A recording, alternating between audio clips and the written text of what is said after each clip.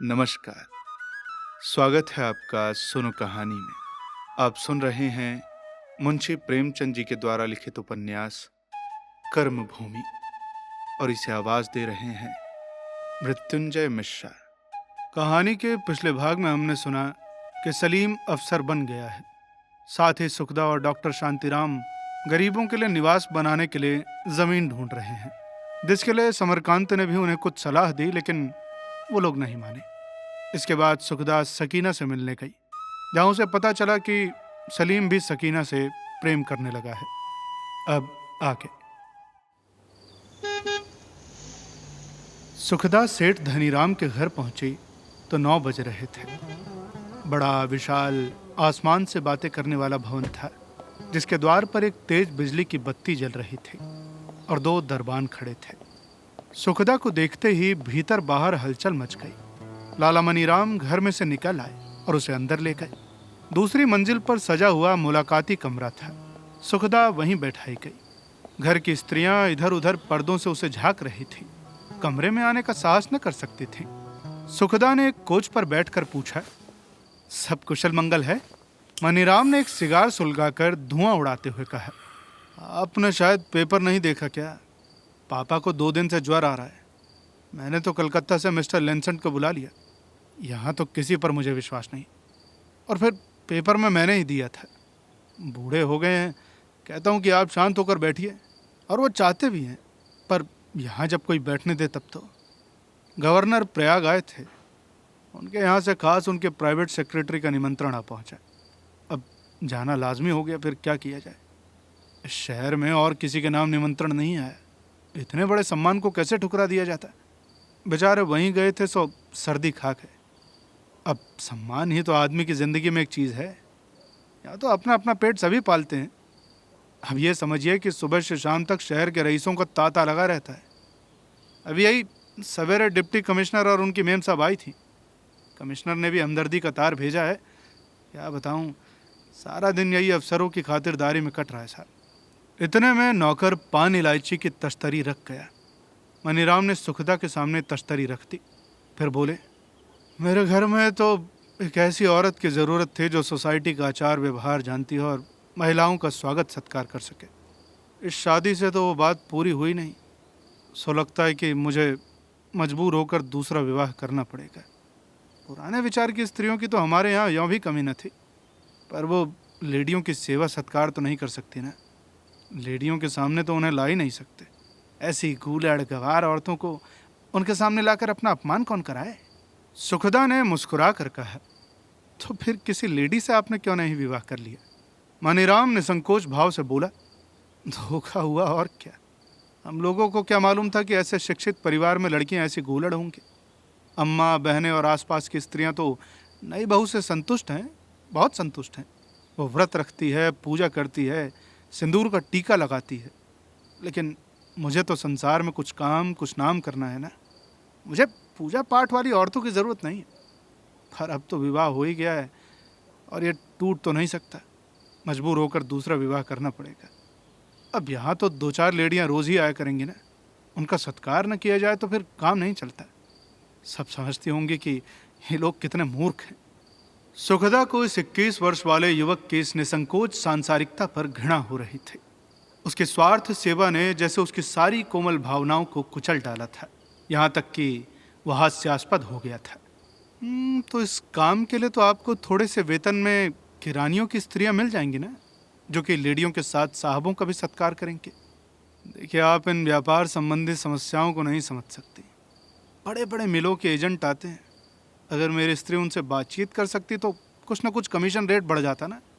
ये काम तो कुछ औरत ही कर सकती है। मैं तो कभी ना करूं, चाहे मेरा सारा कारोबार जहन्नुम में मिल जाए। विवाह का अर्थ तो जहाँ तक मैं समझता हूँ यही है कि स्त्री पुरुष की सहगामिनी है। अंग्रेज़ों के यहाँ बराबर स्त्रियाँ सहयोग देती हैं। हाँ, तो फिर आप सहगामिनी का अर्थ नहीं समझे। मनीराम मुँह फट था। उसके मुसाहिब इसे साफ गोई कहते थे। उसका विनोद भी गाली से शुरू होता था, और गाली तो गाली थी ही। बोलता, कम से कम आपको इस विषय में मुझे उपदेश देने का अधिकार नहीं है। आपने शब्द का अर्थ समझा होता तो इस वक्त आप अपने पति से अलग न होते, और फिर ना वो गली कूचों की हवा खाते होते। सुखदा का मुखमंडल लज्जा और क्रोध से आरक्त हो उठा। उसने कुर्सी से उठकर कठोर स्वर में कहा, देखिए, मेरे विषय में आपको टीका करने का कोई अधिकार नहीं है लाला मनीराम, जरा भी अधिकार नहीं है। आप अंग्रेजी सभ्यता के बड़े भक्त बनते हैं। क्या आप समझते हैं कि अंग्रेजी पहनावा और श्रृंगार ही उस सभ्यता के मुख्य अंग है? उसका प्रधान अंग है महिलाओं का आदर और सम्मान। वो अभी आपको सीखना बाकी है। कोई कुलीन स्त्री इस तरह आत्मसम्मान खोना स्वीकार न करेगी। उसके गर्जन सुनकर सारा घर थर्रा उठा और मनीराम की तो जैसे जबान ही बंद हो गई। नैना अपने कमरे में बैठी हुई भावच का इंतजार कर रही थी। उसकी गरज सुनकर समझ गई कि कोई ना कोई बात हो गई। दौड़ी हुई आकर बड़े कमरे के द्वार पर खड़ी हो गई। अरे, मैं तुम्हारी राह देख रही थी भाभी, तुम यहाँ कैसे बैठ गई? सुखदा ने उसकी ओर ध्यान न देकर उसी रोष में कहा, धन कमाना अच्छी बात है, पर इज्जत बेचकर नहीं। और विवाह का उद्देश्य वो नहीं जो आप समझते हैं। मुझे मालूम हुआ कि स्वार्थ में पड़कर आदमी का कहाँ तक पतन हो सकता है। नैना ने आकर उसका हाथ पकड़ लिया और उसे उठाती हुई बोली, हाँ हाँ ठीक है, अच्छा, अरे तो यहाँ से उठोगी भी? सुखदा और उत्तेजित होकर बोली, मैं क्यों अपने स्वामी के साथ नहीं गई? इसलिए कि वो जितने त्यागी हैं मैं उतना त्याग नहीं कर सकती। आपको अपना व्यवसाय और धन अपनी पत्नी के आत्मसम्मान से प्यारा है ना? उन्होंने दोनों ही को लात मार दी। आपने गली कूचों की जो बात कही, इसका अगर वही अर्थ है जो मैं समझती हूँ तो वो मिथ्या कलंक है। आप अपने रुपए कमाते जाइए। आपका उस महान आत्मा पर छींटे उड़ाना छोटे मुंह बड़ी बात है। सुखदा लोहार की एक को सोनार की 100 के बराबर करने की चेष्टा कर रही थी। वो एक वाक्य उसके हृदय में जितना चुभा, वैसा पहना कोई वाक्य वो नहीं निकाल सकी। नैना के भी मुंह से निकला, अरे भाभी, तुम किसके मुंह लग रही हो? मनीराम क्रोध से मुट्ठी बांधकर बोला, मैं अपने ही घर में अपना अपमान नहीं सह सकता। नैना ने भावच के सामने हाथ जोड़कर कहा, भाभी मुझ पर दया करो, ईश्वर के लिए यहाँ से चलो। सुखदा ने पूछा, आखिर सेठ जी कहाँ हैं? जरा मुझे उनसे दो बातें करनी है। मनीराम ने कहा, अब इस वक्त उनसे नहीं मिल सकती। उनकी तबीयत अच्छी नहीं है और फिर ऐसी बातें सुनना वो पसंद न करेंगे। अच्छी बात है तो न जाऊंगी। नैना देवी, कुछ मालूम है तुम्हें? तुम्हारी अंग्रेजी 100 आने वाली है बहुत जल्द। तो अच्छा ही तो है भाभी, घर में आदमियों का आना किसे बुरा लगता है? एक दो जितनी चाहे आवे, मेरा क्या बिगड़ता है? मनीराम इस परिहास पर आपे से बाहर हो गया। सुखदा नैना के साथ चली तो सामने आकर बोला, आप मेरे घर में नहीं जा सकती। सुखदा रुककर बोली, तो अच्छी बात है, जाती हूँ, मगर याद रखिएगा इस अपमान का नतीजा आपके हक में अच्छा न होगा।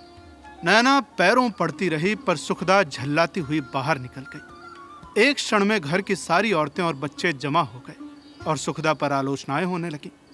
किसी ने कहा कि इसके आंख का पानी मर गया, तो किसी ने कहा कि ऐसी ना होती तो कसम छोड़कर क्यों चला जाता। नैना बेचारी सिर झुकाए सुनती रही। उसकी आत्मा उसे धिक्कार रही थी कि तेरे सामने यह अनर्थ हो रहा है और तू बैठी सुन रही है। लेकिन उस समय जबान खोलना कहर हो जाता। वो लाला समरकांत की बेटी है। इस अपराध को उसकी निष्कपट सेवा भी मिटा न सके। वाल्मीकि रामायण की कथा के अवसर पर समरकांत ने लाला धनीराम का मस्तक नीचा करके इस वैमनस्य का बीज बोया था। उसके पहले दोनों सेठों में मित्र भाव था। उसी दिन से द्वेष उत्पन्न हुआ। समरकांत का मस्तक नीचा करने ही के लिए धनीराम ने विवाह स्वीकार किया। विवाह के बाद उसकी द्वेष प्याला ठंडी हो गई थी। मनीराम ने मेज पर पैर रखकर इस भाव से कहा मानो सुखदा को वो कुछ नहीं समझता। मैं इस औरत को क्या जवाब देता? कोई मर्द होता तो उसे बताता। लाला समरकांत ने जुआ खेलकर धन कमाया था, सो उसी पाप का फल भोग रहे हैं। ये मुझसे बातें करने चली है। अरे इनकी माता है, उन्हें उस शौहदे शांति कुमार ने बेवकूफ बनाकर सारी जायदाद लिखा ली। अब टके टके का मोहताज हो रही है। समरकांत का भी यही हाल होने वाला है। और ये देवी बनी है, देश का उपकार करने चली हैं।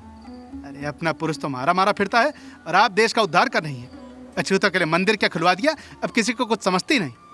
आजकल तो सुना है कि म्यूनिसिपैलिटी की जमीन के लिए लड़ रही हैं। ऐसा गच्चा खाएंगे कि याद करेंगे। मैंने 2 साल में जितना कारोबार बढ़ाया है, लाला समरकांत 7 जन्म में भी नहीं बढ़ा सकते।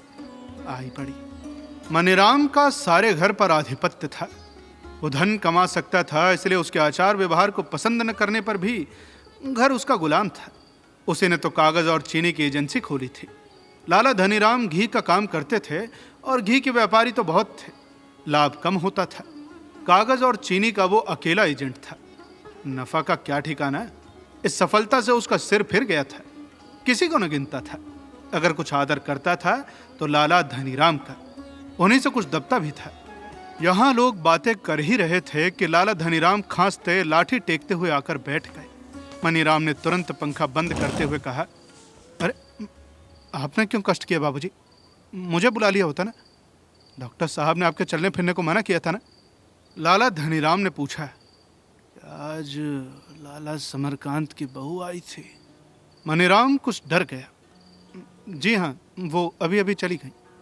धनीराम ने आंखें निकाल कर कहा, तो तुमने अभी से मुझे मरा हुआ समझ लिया क्या? मुझे खबर तक न दी। नहीं पिताजी, मैं तो रोक रहा था पर वो जल्लाती हुई चली गई।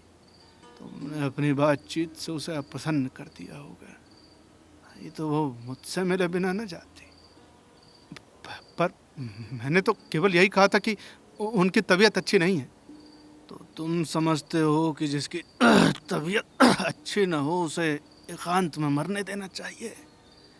आदमी एकांत में मरना भी नहीं चाहता बेटा।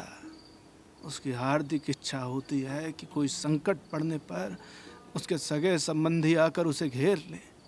लाला धनीराम को खांसी आ गई। जरा देर के बाद वो फिर बोले, अरे मैं कहता हूँ कि तुम कुछ सीढ़ी तो नहीं हो गए हो? व्यवसाय में सफलता पा जाने से किसी का जीवन सफल नहीं हो जाता, समझ गए? सफल मनुष्य वो है जो दूसरों से अपना काम भी निकाले और उन पर एहसान भी रखे। शेखी मारना सफलता की दलील नहीं, ओछेपन की दलील है। वो मेरे पास आती तो यहाँ से प्रसन्न होकर जाती और उसकी सहायता बड़े काम की वस्तु है। नगर में उसका कितना सम्मान है, शायद तुम्हें इसकी खबर नहीं। अरे वो अगर तुम्हें नुकसान पहुंचाना चाहे तो एक दिन में तबाह कर सकती है, और वो तुम्हें तबाह करके छोड़ेगी। मेरी बात गिरह बांध लो, वो एक जिद्दी औरत है। अरे जिसने पति की परवाह न की, अपने प्राणों की परवाह न की, जाने तुम्हें कब हकलाएगी। लाला धनीराम को खांसी का दौरा आ गया। मनीराम ने दौड़कर उन्हें संभाला और उनकी पीठ सहलाने लगा। 1 मिनट के बाद लाला जी को सांस आई। मनीराम ने चिंतित स्वर में कहा, पिताजी, लगता है इस डॉक्टर की दवा से आपको कोई फायदा नहीं हो रहा है। कविराज को क्यों न बुला लिया जाए? मैं उन्हें तार दिए देता हूँ। धनीराम ने लंबी सांस खींचकर कहा, अच्छा तो होऊंगा बेटा, मैं किसी साधु की चुटकी भर राखी से। ओ हाँ, वो तमाशा चाहे कर लो, और ये तमाशा बुरा नहीं रहा। थोड़े से रुपए ऐसे तमाशों में खर्च कर देने का मैं विरोध नहीं करता, लेकिन इस वक्त के लिए इतना बहुत है बेटा। कल डॉक्टर साहब से कह दूंगा कि मुझे बहुत फायदा है, आप तशरीफ ले जाएं। मनीराम ने डरते डरते पूछा, कहिए तो पिताजी, मैं सुखदा देवी जी के पास जाऊं क्या? धनीराम ने गर्व से कहा, नहीं बेटा, मैं तुम्हारा अपमान करना नहीं चाहता।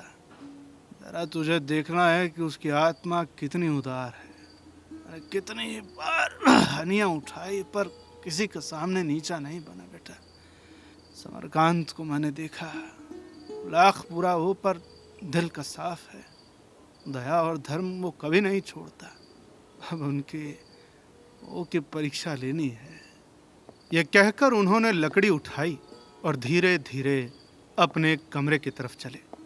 मनीराम उन्हें दोनों हाथों से संभाले हुए था। अब कहानी में आगे क्या होता है, ये जानने के लिए आपको इंतजार करना पड़ेगा कहानी के अगले भाग का।